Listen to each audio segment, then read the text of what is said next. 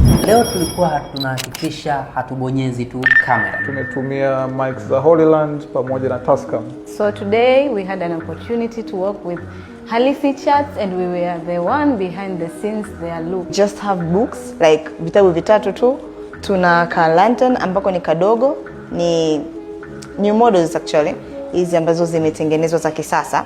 And we have ka waketo ambako ni kwenye fomu ya kawa. Key light ambayo ni light yetu ya whole box, lakini pia tuna background lights ambazo zinaonekana hapa ambazo zilikuwa zinatupa mwanga wa tofauti ili kuseparate subject wetu kutoka kwenye background, lakini pia tulikuwa na background lights ambazo ni za ulanzi hapa, zilikuwa zinatusaidia pia kuseparate background ili mwisho wa siku tuweze kupata picha ambayo iko vizuri.